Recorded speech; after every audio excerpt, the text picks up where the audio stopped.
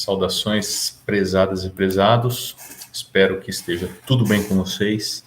E se por acaso não estiver bem, que esses pensadores originários ajudem vocês a encontrarem a forma que vocês procuram. O conteúdo de hoje, que eu estou denominando como surgimento da história da ciência, poderia também ser referido como surgimento da história do pensamento ocidental. Afinal de contas, o conteúdo foi tirado justamente desse livro do Bertrand Russell, que tem uma tradução aqui para a língua portuguesa, datada de 2001, e também poderia, além de história da ciência, história do pensamento ocidental, também ser chamado de história do surgimento da filosofia, até porque o pensamento ocidental, ele se desenvolve como uma espécie de uma dialética entre o pensamento científico e o filosófico, como eu mostrarei aqui. Antes de entrarmos na sequência dos pensadores originários, que é o cerne da apresentação, que está aqui representado com esse quadro aqui, conhecido como a Escola de Atenas, eu vou apresentar uma introdução e mencionar influências para esse surgimento da ciência na Grécia. Vou mencionar aqui nesse tópico um aspecto geral que influencia não só o surgimento da ciência, da filosofia, mas até o próprio surgimento da mitologia, que é a visão antropocêntrica da realidade, do mundo externo. Aí eu vou dar um destaque inicial para o filósofo primordial, Tales de Mileto, que eu estou chamando aqui de maneira provocativa de arqueólogo, para a gente refletir sobre esses termos pré-socráticos, filósofos físicos, filósofos da natureza, filósofos cosmologistas. Todos esses termos, eles trazem significados implícitos que vale a pena a gente refletir, e refletir, inclusive, se eles são coerentes ou não. Depois disso, eu vou mencionar o contexto do surgimento da ciência, que vem através da mitologia, e que, inclusive, eu fiz um vídeo específico que tem o título Mito, o primeiro passo da ciência, que rapidamente vou mencionar algumas informações que já aparecem nesse vídeo. Vou também tratar de alguns elementos históricos que influenciam o surgimento da ciência, para finalmente entrarmos nessa sequência de pensadores que fazem com que o pensamento humano ele se desenvolva de maneira dialética, ou seja, a partir da proposta de um pensador, vem um pensador seguinte e apresenta uma ideia, algumas vezes antagônica, e nesse movimento vai se desenvolvendo o pensamento científico e filosófico, um relacionado ao outro. Bom, nesse primeiro aspecto antropocêntrico, então vale destacar que, para além das mudanças regulares, como as estações e os movimentos dos astros, a estrutura essencial que permitiu o início sistemático do conhecimento foi a própria ordem social. A ordem social, que na parte ali das explicações históricas, que havia um contexto de diferentes culturas que permitiram ali uma certa estabilidade, e essa estabilidade acaba aparecendo nas explicações mitológicas, acaba influenciando os termos que aparecem com esses primeiros pensadores científicos. Então, essa ordem social causa uma influência na interpretação humana subjacente à natureza e o cosmos que envolve essa humanidade. No caso da mitologia, fica mais claro entender como que aparece essa influência. O instrumento humano para interpretar a natureza e criar a ciência será uma lente não restrita a focar-se na realidade externa, mas a refletir a própria visão da humanidade sobre essa realidade externa. Nesse sentido, a ciência continuará uma dinâmica iniciada no seu passado mitológico inicial, quando os homens observavam os astros, mas viam seres antropomórficos. Você olha ali um objeto circular gigante, você associa isso com características humanas, de amor, de ódio, de cobiça. Isso é um traço para mim, eu acho que é interessante.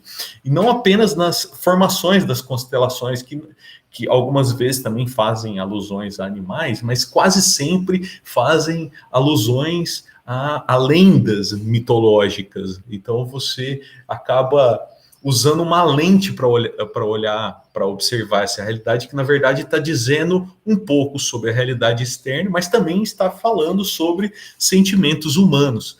No caso dos astros, as características que eles têm eram interpretados com termos que se referem a sentimentos humanos, e isso aparece ainda nesse surgimento da ciência. E eu usei o termo aqui de arqueólogo para o Tales, fazendo aqui um jogo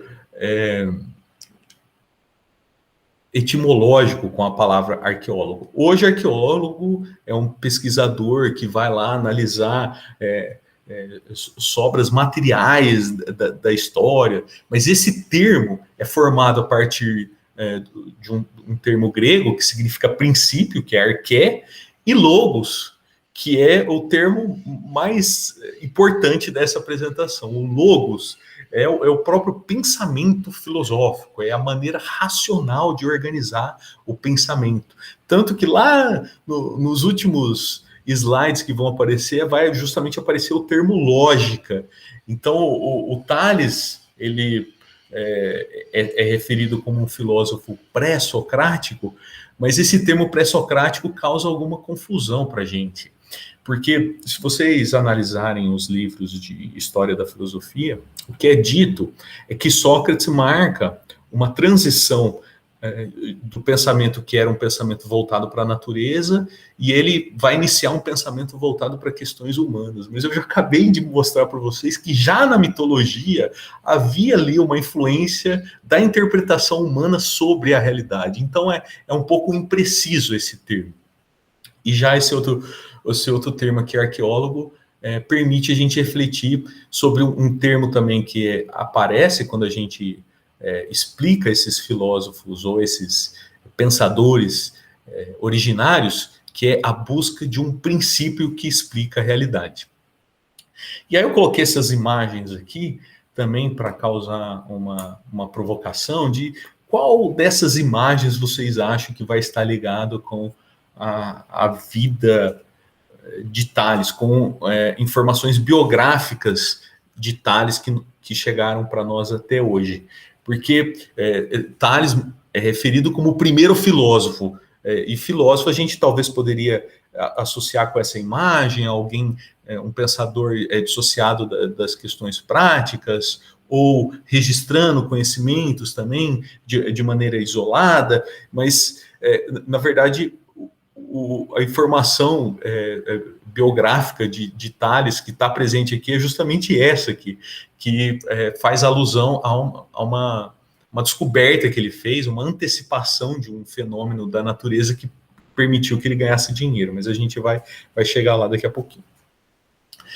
Bom, então eu já tinha revelado que essa imagem aqui, ela está associada com uma informação biográfica do Tales, e aí eu vou apresentar outras informações. Bom, o que é bastante conhecido de Tales é que ele propôs que a água era esse princípio primordial da nossa existência, era a arqué que foi encontrada por esse pensador originário. O Bertrand Russell, ele chama a nossa atenção algumas vezes ao longo da exposição dele para como conhecimentos lá originários, lá do século VII, do século VI, ainda hoje fazem sentido. No caso da água, dessa proposta do Tales, ele afirma, o Bertrand Russell, que ainda hoje o hidrogênio é considerado o elemento que é capaz de sintetizar os outros elementos. Então, será que o Tales, de fato, ele teve uma intuição tão boa que, passado 2.600 anos, ainda esse elemento que ele, na verdade, viu a união de dois elementos, né, com a substância água, mas, coincidentemente, ainda hoje, um dos elementos presentes na água é usado para sintetizar todos os outros elementos. E ainda nessa explicação 1, é sugerido aqui pelo Bertrand Russell como provavelmente Tales chegou a essa conclusão que seria a água. E aí ele supõe aqui uma situação que o Tales está observando o mar, e aí vê a formação de neblina, depois a precipitação de chuva, e aí ele descobre que a mesma substância ela permanece existindo mesmo em diferentes estados de agregação. Isso para a gente pode não chamar tanta atenção, mas é uma espécie de um clique, né, de uma epifania. E isso também, ao longo da apresentação, vai aparecer como característica desses primeiros cientistas e filósofos, observar fenômenos que passaria desapercebido a muitas pessoas, mas só que para o cientista e para o filósofo chama a atenção e faz com que ele vá investigar aquele assunto. No item 2, é mencionado também uma informação muito relevante sobre Tales, que ele previu um eclipse solar no ano de 585 a.C. Prever um eclipse é diferente de você colocar lá no Google quando vai acontecer o próximo eclipse, e aí você anota essa informação e fala, olha, tá vendo? Eu também sei que vai ter um eclipse. Ele foi capaz de, usando os conhecimentos da época, de ele mesmo chegar à conclusão, fazer conjecturas e supor que haveria um eclipse, e isso se confirmou no ano de 585. Isso ainda hoje é surpreendente. Eu não conheço alguém que, usando os conhecimentos que nós temos disponíveis, seria capaz de fazer isso. Então ainda é muito surpreendente. E finalmente explicando essa imagem aqui, que são mulheres fazendo a prensa da azeitona para produzir o leite. O azeite, nossa, que ato falho. E aí é mencionado na história do Tales que ele ganhou dinheiro porque também, usando esses conhecimentos aí astronômicos que ele tinha, ele previu que ia ter uma colheita muito boa de azeitona, e o que ele fez? Ele foi lá e alugou antecipadamente essas prensas, e no momento certo ele pôde alugar pelo preço que ele quis. E aí ele ganhou dinheiro, e aqui o destaque é para essa capacidade prática desse homem, não apenas de interpretar bem a natureza, mas também de ser pragmático, e no caso aqui também um pouco materialista, que são todas características praticamente opostas ao que nós pensaríamos de um filósofo, e por isso que eu estou dando esse destaque todo especial para o Tales. E um outro fato aqui bastante relevante é que ele descobriu a distância de navios no mar e de outros objetos inacessíveis, usando regras geométricas e promovendo, então, uma aplicação geral dessas regras geométricas que já eram conhecidas no Egito, mas a aplicação geral é uma novidade grega. E como Tales é colocado aqui como o pai da ciência, ele pode ser considerado por nós um dos responsáveis por aplicar essa regra geral geométrica para outras questões práticas. Então, aqui nesse texto, eu problematizo essa questão. Bom, mas o Tales é considerado o primeiro filósofo. Na verdade, ele poderia ser considerado o primeiro cientista, né? Porque são todas questões práticas, usando observação, lidando com questões específicas da natureza.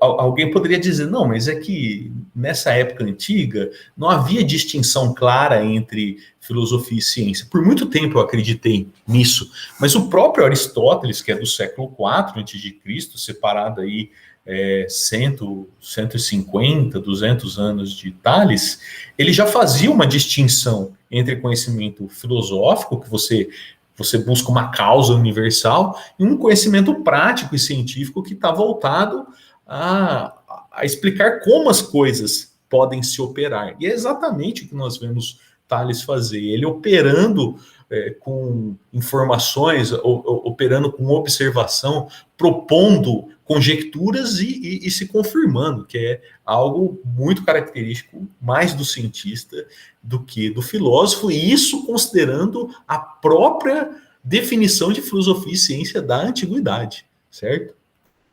E aí eu menciono na passagem seguinte o texto do Aristóteles, que é a metafísica, que está presente nessa edição aqui dos Pensadores, e aí ele diz, pois com direito que a filosofia é também chamada a ciência da verdade. O fim da ciência especulativa é, com efeito, a verdade. Ciência especulativa, no caso, a filosofia. E o da ciência prática, a ação. A finalidade da ciência prática é a ação. E a gente viu como Tales se mostrava bastante apto a colocar o conhecimento prático em ação. Porque os práticos consideram o como, não consideram o eterno, mas o relativo e o presente. Então, seria um pouco também de exagero chamar o Tales de filósofo, considerando também que esses conhecimentos que ele está propondo fazem alusão ao eterno. Ele está falando de questões objetivas e materiais. A arqué que ele propõe não é um conceito eterno, ele está falando de algo material, algo que podemos constatar no mundo físico.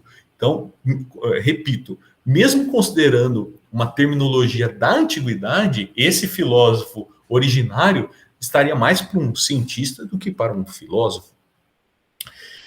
Bom, e o contexto desse surgimento da ciência, como eu apresentei no vídeo anterior, a mitologia já tinha uma característica de difusão do conhecimento e de incorporar novas contribuições para o legado mitológico. Essa é a característica da mitologia que coloca ela como o passo inicial da ciência, o fato de difundir o conhecimento, mas não apenas isso, como nós veremos. Eu mencionei neste vídeo mito, o passo inicial da ciência, eu mencionei, além do mito e do logos, mencionei também o termo híbris, que é um termo caro à mitologia, quando a gente pensa no surgimento da ciência, porque a gente observa em diferentes poemas mitológicos essa atenção que os poetas tinham para o cuidado que o homem deve ter para não ser desequilibrado. Então já é uma espécie de um conceito, de uma reflexão que já estava presente na própria mitologia. Então aqui eu subdividi esses 4 termos que foram apresentados no vídeo anterior, mitos e teatron, como termos que fazem alusão à cultura e à sua difusão. No caso, mitos significa lenda e teatron é o lugar onde você observa algumas encenações, onde você observa declamações. E estes termos, eles também são considerados importantes para o surgimento da ciência, porque, como eu expliquei no vídeo anterior, a palavra teoria vem dessa mesma raiz da palavra teatro. Quando você está observando uma declamação, literalmente observando uma declamação, você cria um distanciamento em relação à sua própria existência. Você olha a existência de fora, e este comportamento, essa ação é própria da ciência e da mitologia, você se distanciar da realidade para você poder analisar a realidade. Então, por isso que esses termos são colocados como também essenciais ao surgimento da ciência. Em se tratando agora especificamente do termo híbris e logos, a gente observa já nesses poemas mitológicos anteriores ao surgimento da ciência, o que eu havia mencionado antes, que o homem ele vai se inserir melhor na realidade se ele souber lidar com inteligência contra os desequilíbrios próprios que nós estamos submetidos, não somente pelas forças da natureza, mas por alguns desequilíbrios próprios da própria humanidade. Por exemplo, o instinto. O instinto leva a gente a termos comportamentos desequilibrados. E o logos seria a ponderação, é você refletir sobre os seus atos. Inclusive aqui nessa representação da peça Édipo Rei, nós vemos aqui o Édipo justamente parando para analisar um ser mitológico, que é a esfinge, que representaria justamente essa provocação contra o equilíbrio humano. Ela desestabilizou a cidade de Tebas e Édipo precisou de uma ponderação para saber lidar com isso. Eu acho importante destacar que, apesar de existir essa noção de dicotomia entre híbris e logos, já no pensamento filosófico, não significa que quando existia essa noção, aparecia o termo logos, por exemplo. Pelo que eu me lembro, não. Esse termo logos não aparecia na tradição mitológica, mas aparecia sim essa noção do homem ser capaz de promover uma ponderação. O termo que mais aparecia era sopron, que é aquele capaz de usar a prudência, a capacidade de pensar. Também acho importante mencionar que, embora tenha sido referido aqui o termo teatron, o teatro, ele não é uma instituição anterior ao surgimento da filosofia, ele é praticamente contemporâneo ao surgimento da filosofia, com essa característica que a filosofia e a ciência tem, que é de observar a realidade com certo distanciamento. Então, todo esse contexto cultural, lendário, é o que permitiu, com essas características, o surgimento da ciência na Grécia. Agora, eu vou referir também rapidamente alguns elementos que foram importantes para o surgimento da filosofia, lembrando daquela ordem social. A Grécia, ela não estava isolada do mundo, ela recebia influência de povos anteriores, como eu bem mencionei no vídeo sobre o mito, o primeiro passo da ciência. A Grécia, ela não é exatamente aquela que propõe inovações, ela propõe integrar conhecimentos anteriores, aí nisso sim ela inventa algumas coisas, né, que a gente diz que a ciência e a filosofia são invenções gregas, porque a Grécia assimilou o conhecimento anterior de outros povos, e aí criou uma espécie de uma síntese, certo? Então, esses elementos da organização social, que, segundo os historiadores, podem ter influenciado o surgimento da ciência, seria a difusão da escrita, por uma questão óbvia. Você consegue, mesmo que não tenha um poeta que venha da outra região, se vier um documento escrito, você acaba tendo acesso a conhecimentos de outras regiões, você consegue armazenar conhecimentos de diferentes povos.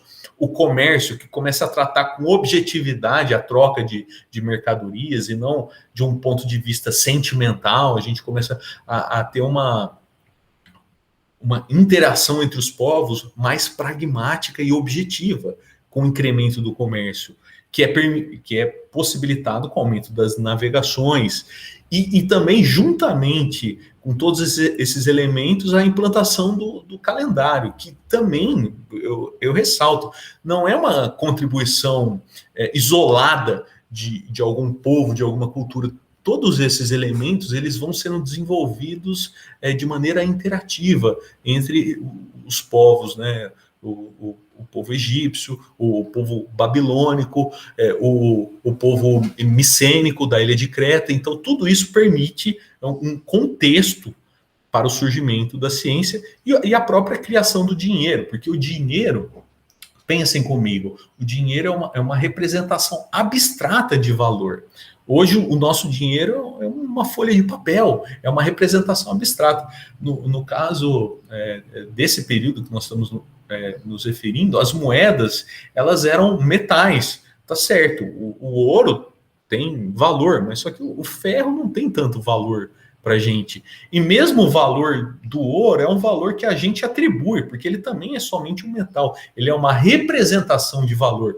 Então, todos esses elementos parecem ter contribuído, segundo os historiadores, para o surgimento da ciência na Grécia. Poderia ter surgido também no Egito, poderia ter surgido na Mesopotâmia, mas surgiu na Grécia. E a gente vai ver que justamente aqui a cidade de Tales, que é Mileto, ela está cercada por todos esses povos que estavam se desenvolvendo. Então, pela ilha de Chipre, pela Fenícia, por Creta, pela Lídia, né, que é um povo que permitiu contato com os mesopotâmicos.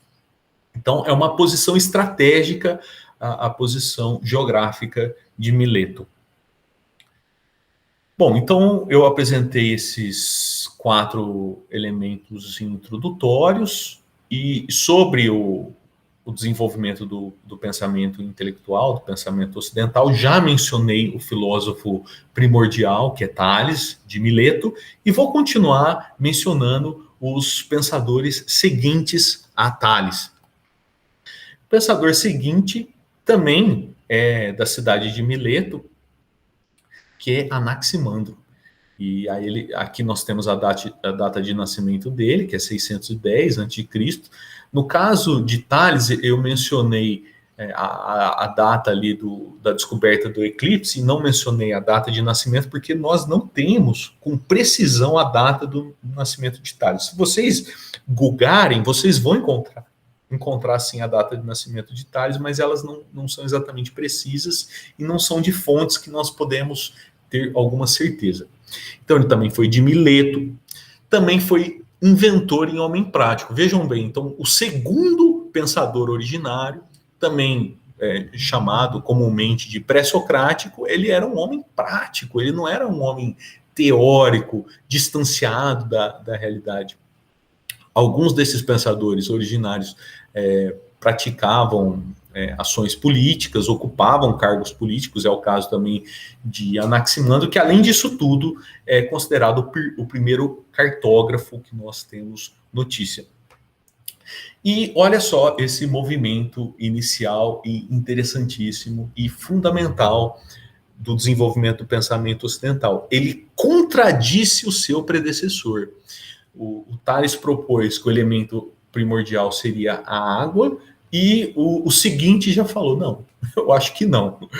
E qual que é o argumento do Anaximandro? O Anaximandro pensou de maneira muito lógica, diríamos, que ele diz o seguinte, bom, se nós estamos aqui procurando o elemento primordial, a água já é uma manifestação particular.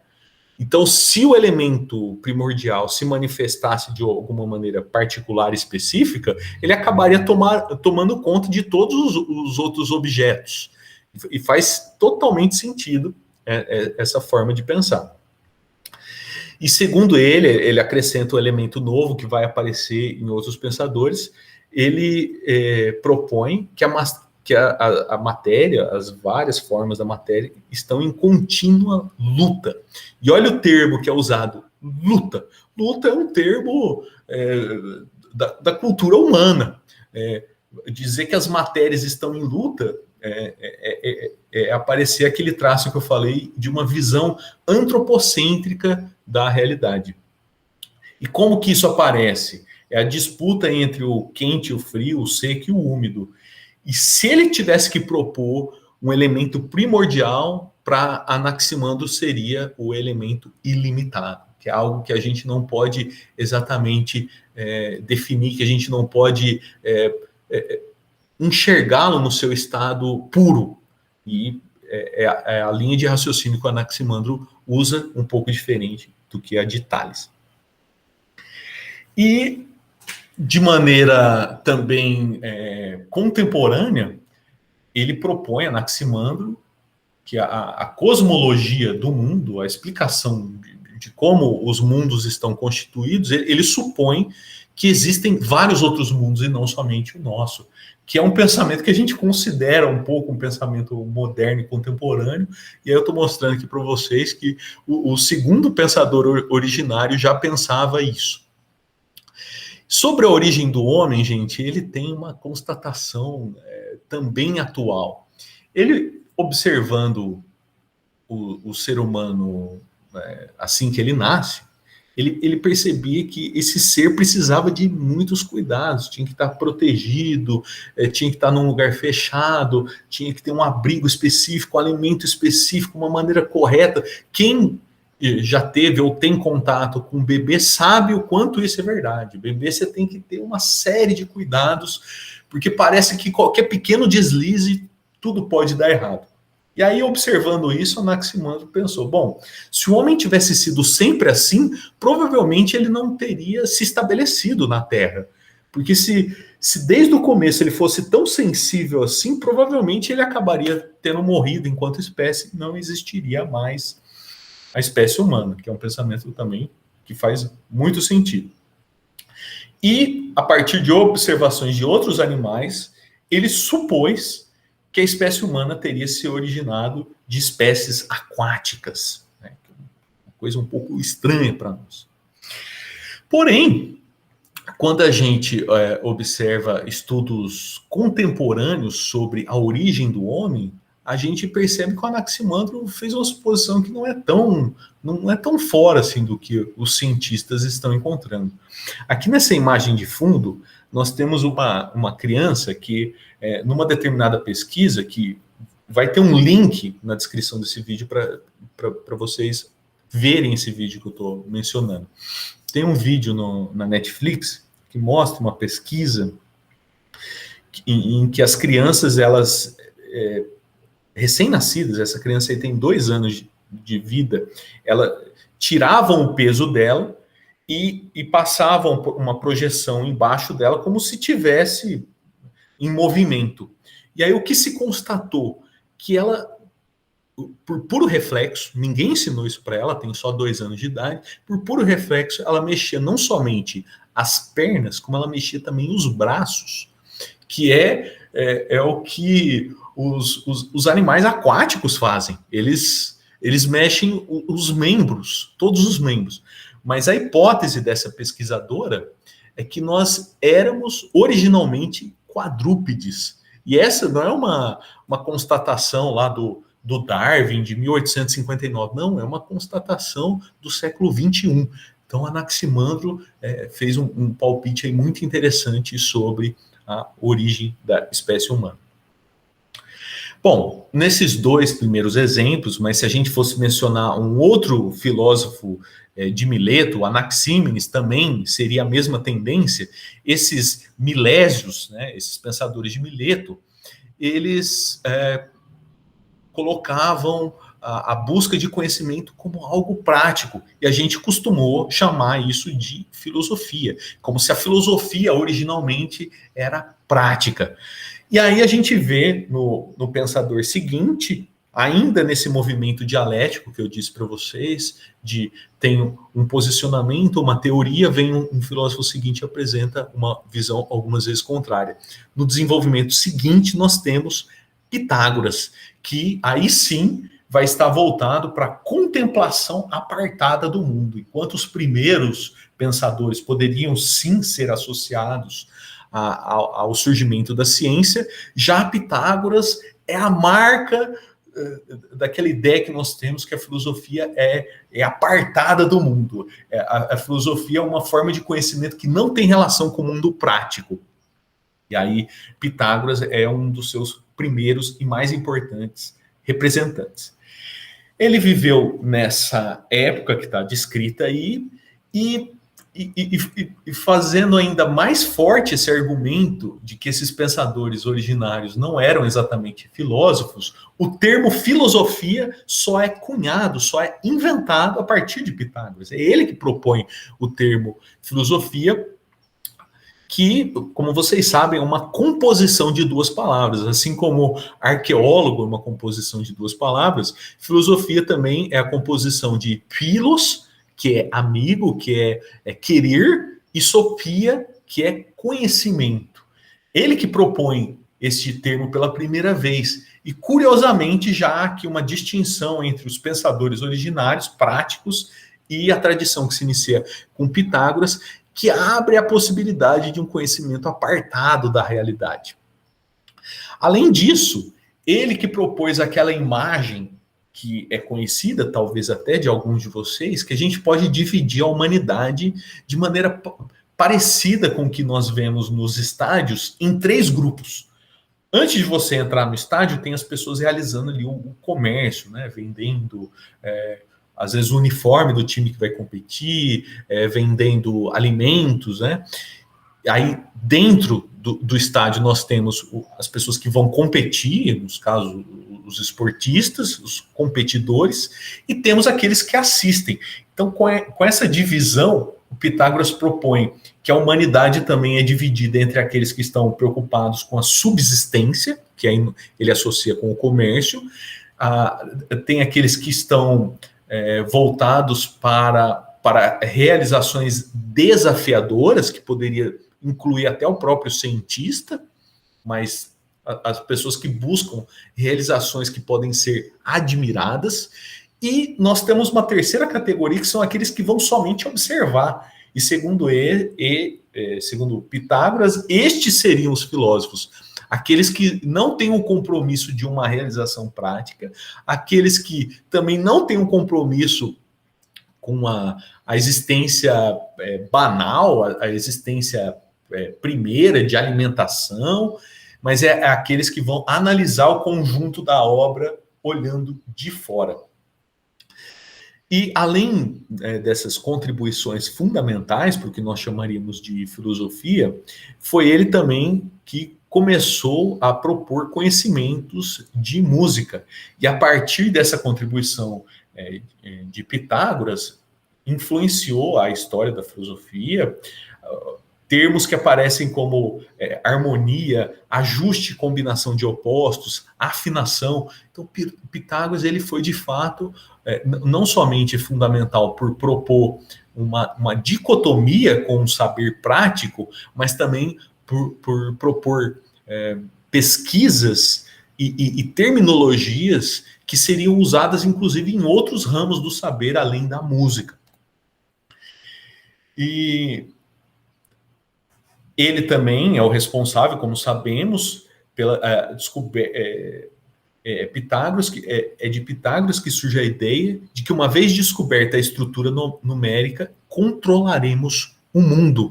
E é uma ideia quase que idêntica que aparece numa obra do Galileu, e aí agora eu não sei se é século XVII ou XVIII, isso prefiro nem me posicionar, mas tem uma obra de Galileu que já trata aí de uma concepção moderna de ciência que praticamente coloca essa mesma ideia, que com o conhecimento dos números nós vamos nos apropriar de maneira mais efetiva da realidade. A gente vai conseguir interpretar de uma maneira melhor a própria realidade e, consequentemente, conseguiremos realizar uma ciência mais precisa.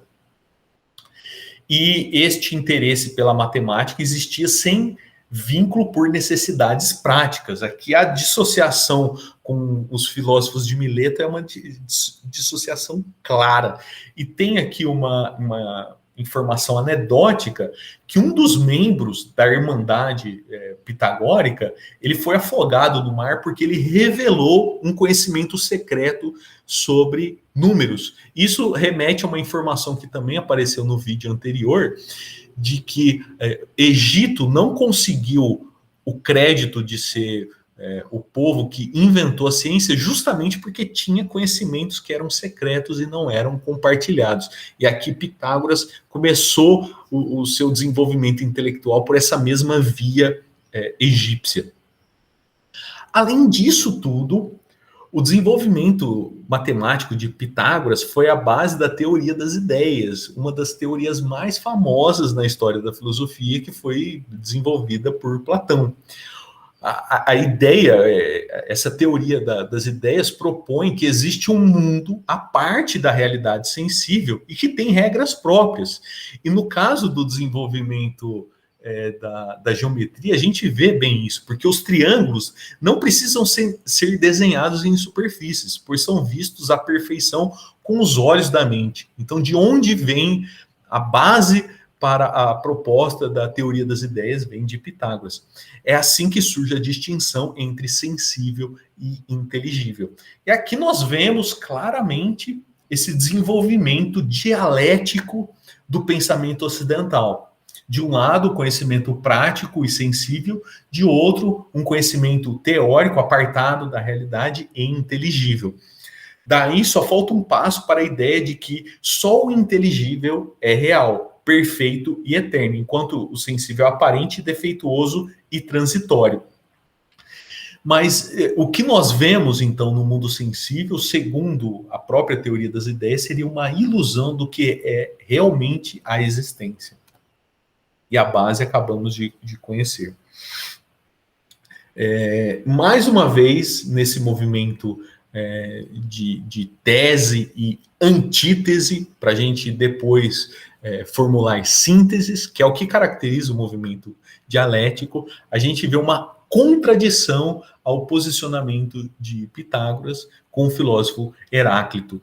Ele desenvolve uma nova teoria com base em seus predecessores, e ele diz: o mundo real consiste de um ajuste equilibrado de tendências opostas. Por trás da luta entre opostos, segundo certas normas, existe oculta uma harmonia, que é o mundo. O mundo é o resultado de brigas, de oposições. E isso já estava presente em Anaxímenes.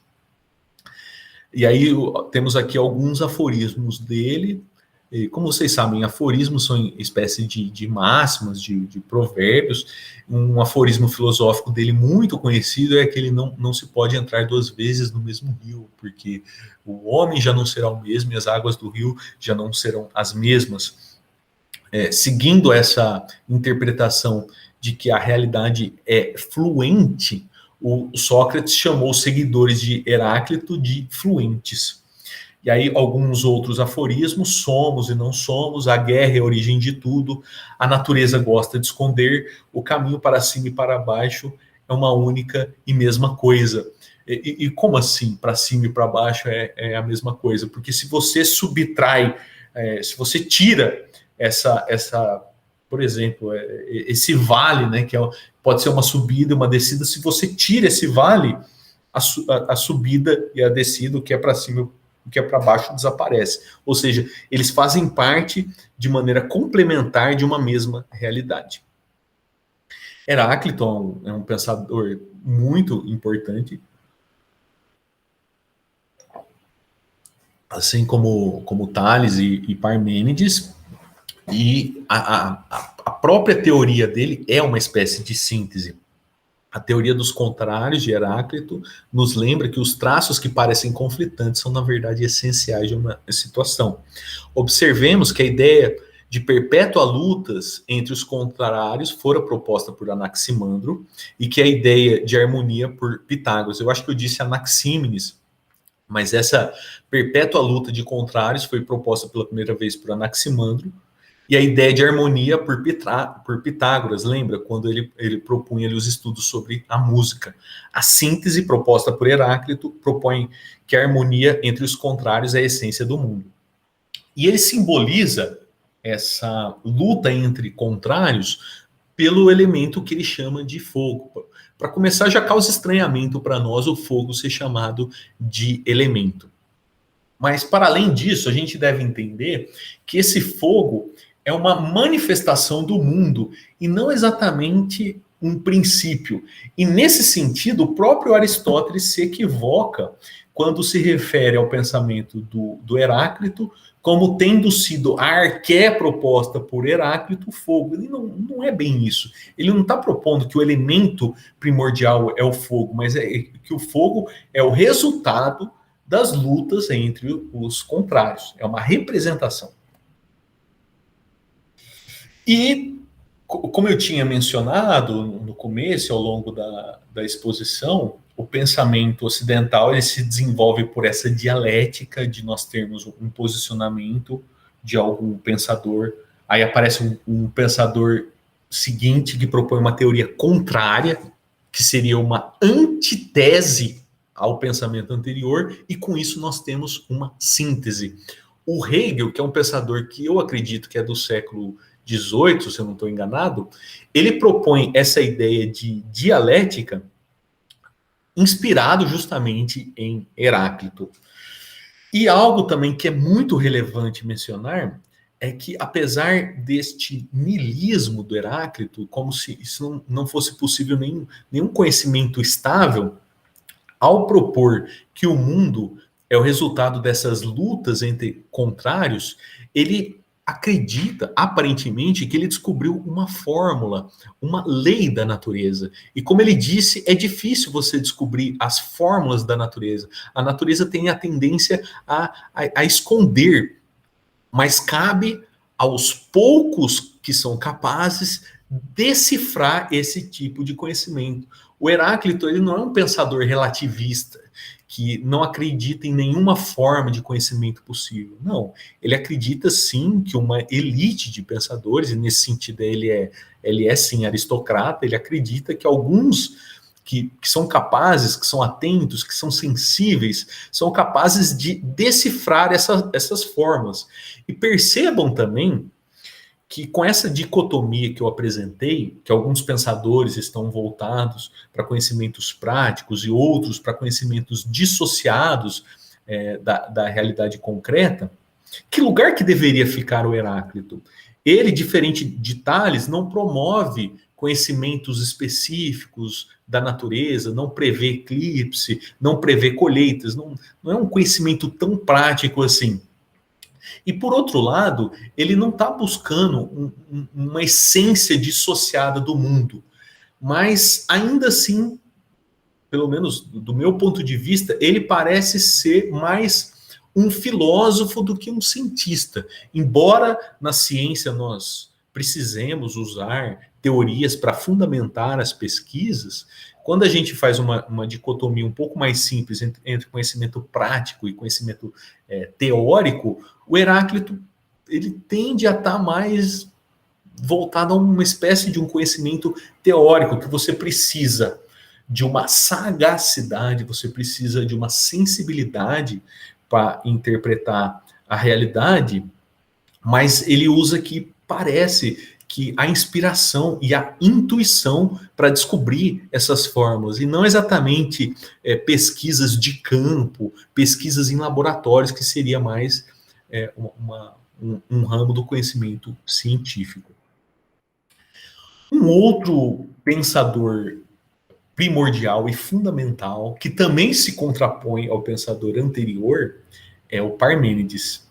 E aí ele propõe um dos conceitos mais fundamentais da filosofia, que é a busca de unidade do ser.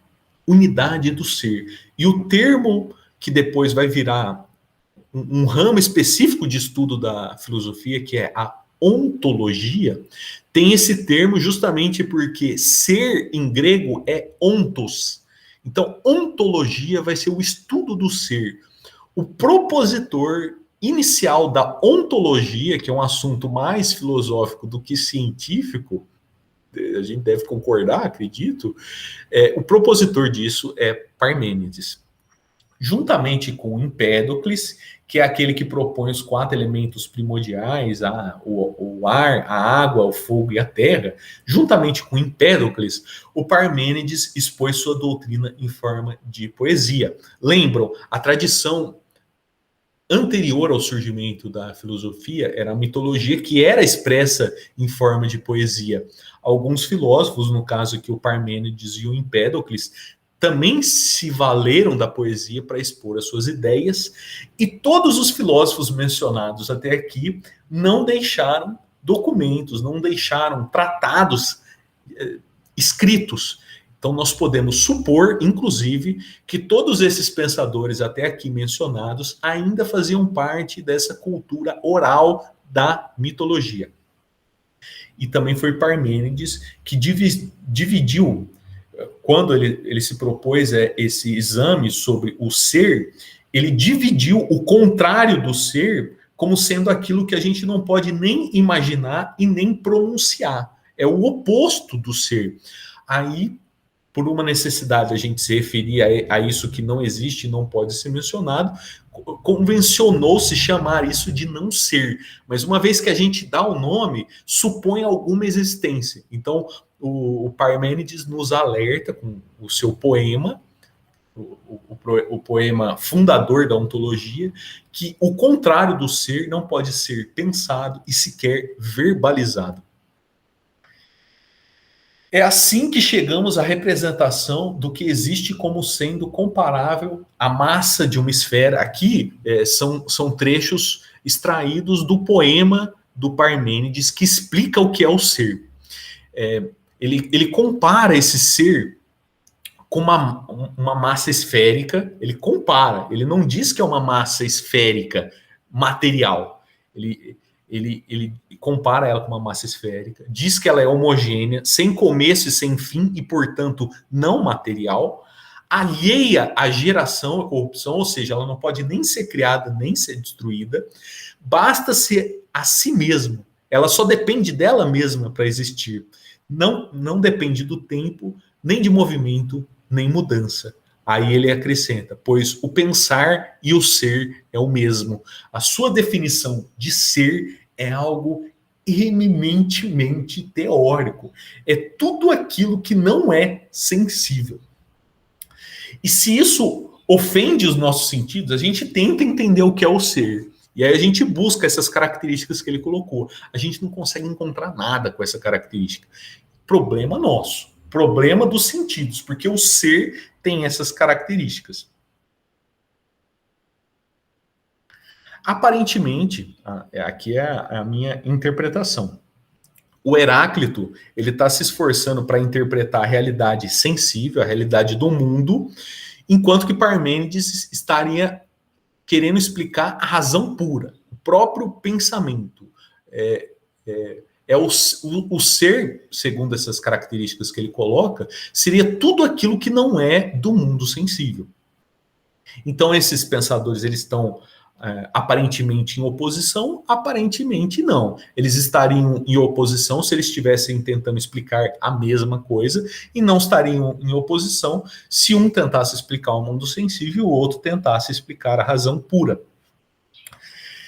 Mesmo entendendo que Parmênides está a teorizar a razão pura, foi aparentemente nessas características descritas aqui, ó, é uma massa de esfera, uniforme, homogênea, sem começo, sem fim, alheia à geração ou corrupção, sem tempo, etc. Parece que foi exatamente com essas características propostas por Parmênides que Leucipo e Demócrito foram posteriormente desenvolver a ideia do átomo, que tem muitas daquelas características.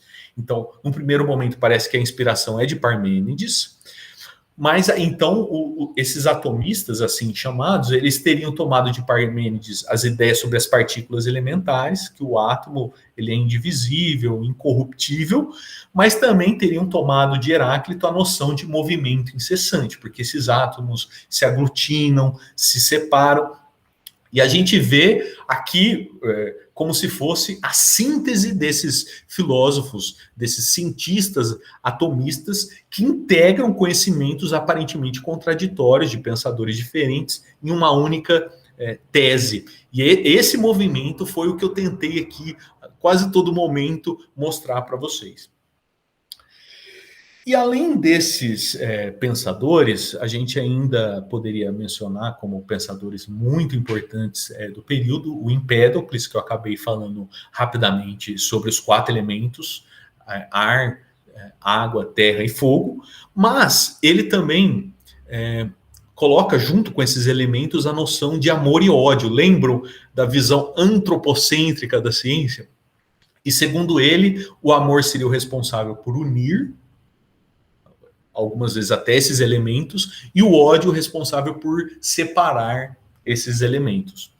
Outro filósofo essencial do período é Anaxágoras, quando ele, por 2 motivos. Primeiro, porque ele propõe que a matéria é infinitamente divisível. Isso se mostrou equivocado, mas só que essa ideia foi aproveitada para ser aplicada ao espaço, que eu coloquei ao tempo, mas é ao espaço. E também porque o Anaxágoras conceitualizou o nous como sendo a substância pura e sem mistura, e é esse nous a substância que Anaxágoras associa a Deus. Quem depois tiver curiosidade, na obra Apologia de Sócrates, ele está sendo acusado diferentes cidadãos, né, de Atenas, e uma das acusações que recaem sobre Sócrates é por defender as ideias de Anaxágoras. Aí no discurso de defesa do Sócrates ele diz, gente, vocês estão me acusando de defender que Deus está associado ao nous, etc., mas isso aí, na verdade, é o pensamento do Anaxágoras, não é um pensamento meu. Então, Anaxágoras é, de fato, um pensador bastante importante, assim como esses outros foram mencionados. Outro também que é bastante mencionado, quando a gente vai estudar os pensadores originários, é Zenão e os seus paradoxos para contradizer a concepção pitagórica de unidade e a impossibilidade do vazio e do movimento. E aí tem alguns paradoxos que ele propõe, como aquele do Aquiles e da tartaruga, como aquele da flecha, que talvez vocês já tenham ouvido falar. E chegamos finalmente à síntese desse movimento dialético do pensamento ocidental, entre a teoria e a prática, entre o ser e o não ser, entre o movimento e a estabilidade. E a busca de ordem em eventos aparentemente fortuitos e acidentais, questionamentos gerais e investigações sem propósitos pragmaticamente definidos caracterizam o início da ciência e da filosofia na Grécia. Essas são as palavras do Bertrand Russell. O que define o surgimento da ciência e da filosofia? Você olhar fenômenos da realidade que outras pessoas olhariam e não dariam bola e buscar ali algum conceito geral, algo que esteja por trás daquilo, como disse Heráclito, algo que esteja subjacente à natureza que esconde. Qual será que é a regra que está ali escondida? Qual será que é a lei? Qual que é a fórmula que está por trás daquilo? Isso é o que caracteriza, segundo Bertrand Russell, o surgimento da ciência e da filosofia. E ele também menciona que outro elemento estrutural no surgimento da ciência e da filosofia é o desenvolvimento de uma linguagem mais precisa e menos passível a contradições do que a linguagem cotidiana. Nesse movimento dialético, nós vemos pensadores com diferentes posições, usando todos a mesma linguagem. E com isso nós vemos um desenvolvimento intelectual. Mesmo com a existência de desavenças e de escolas antagônicas voltadas aos mesmos desafios interpretativos e explicativos da realidade, há como consequência do próprio desenvolvimento intelectual a consolidação homogênea de termos e conceitos que passam a ser usados pelos seus diferentes agentes, mesmo quando se empenham em negar as proposições dos seus adversários. Nesse movimento contraditório e dialético dos pensadores, dos cientistas, dos filósofos, o que vai ficando aprimorada é a linguagem. Todos eles, até quando vai se referir a um erro do pensador anterior, eles usam a mesma linguagem. O que ganha com isso? O desenvolvimento da linguagem. E aí, esse texto seguinte, que é o final, vai dizer que é assim que surge uma disciplina essencialmente científica e filosófica, a lógica. Porque nesse movimento de aprimorar a linguagem, vão se aprimorando também as regras que operam essa linguagem. E aí surge uma nova disciplina desse embate, que é a lógica, que é uma disciplina importante, não somente a ciência, mas a filosofia. E eu encerro agora recapitulando que nós tivemos aqui, antes de apresentar o pensamento dialético dos cientistas e filósofos originários, nós tivemos aí um contexto que chamou atenção para o caráter antropocêntrico dessa visão de mundo dos cientistas e dos filósofos. Problematizei o termo pré-socrático para se referir a esses pensadores originários que, como vocês viram no caso do Heráclito, não buscam exatamente o marqué, como vocês viram no caso de alguns outros deles, e até na mitologia, eles não estão exatamente alheios às reflexões sobre o homem. Então, dizer que os pré-socráticos investigam a natureza e os filósofos depois de Sócrates seria um equívoco. Bom, então foi isso, uma honra ter estado em contato com vocês. Além da metafísica do Aristóteles, que eu mencionei rapidamente, o texto de base foi este História do Pensamento Ocidental, do Bertrand Russell. muito obrigado por acompanharem esse conteúdo longo, mas fundamental para entender o surgimento da ciência e da filosofia. Muito obrigado e nos vemos em breve. Até mais.